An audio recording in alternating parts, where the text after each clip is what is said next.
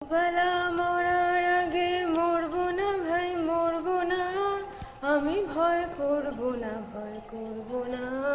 আমি ভয় করব না, ভয় করব না। খুব ভালো হয়েছে, কিন্তু কি জানো তো, কোথাও একটা কিছুর অভাব থেকে যাচ্ছে। একটু বুঝিয়ে বলবেন স্যার? যে কোনো গান যদি সেটা রবি ঠাকুরের গান হয়, তার আসল মানেটা বুঝে গাইতে হবে।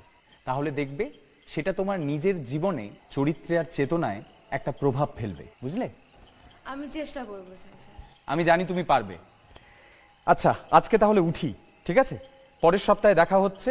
আর এই গানটা ভালো করে প্র্যাকটিস করবে, হ্যাঁ স্যার। ঠিক আছে? আপনি সাবধানে বাড়ি যান। হ্যাঁ, আসলাম। কি অবস্থা? তো ডুবে ডুবে জল খাওয়া হচ্ছে। আমাদের একটু তালিম আলিম দাও। এই কি যাতা বলছেন? কে আপনারা?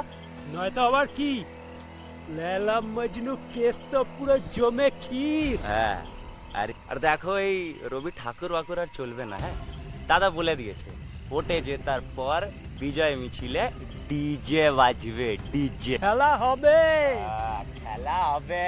কি হবে? খেলা হবে। খেলা হবে। সংকোচের বিহ্বলতা, নিজের অপমান, সংকটের কল্পনাতে হইও না। তোর গান বাজনা এইসব হরকতকে ইসলামের ভাষায় হারাম বলে, হারাম। তাই শেষবারের মতো বলছি, বাংলায় থাকতে গেলে শরিয়াতি কানুন মেনে চলতে হবে।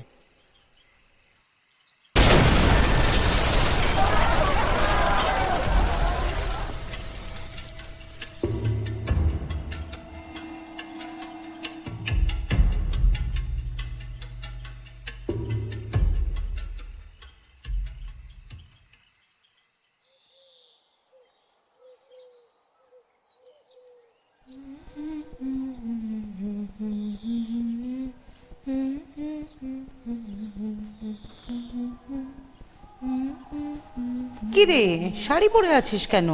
আজ তো কোনো পুজো আচ্ছা নেই। কে বললো মা? আজই তো আসল পুজো, সত্যের পুজো। আমি আমার প্রথম ভোট দিতে যাচ্ছি আজকে। কি দরকার বাবা ভোট দিতে যাওয়ার? দেখছিস তো বাইরে কিরম পরিস্থিতি। শাসক দল ভোট দিতে দেবে তোকে আর? ভয়কে জয় করতে পারলেই তো জয় নিশ্চিত হবে মা।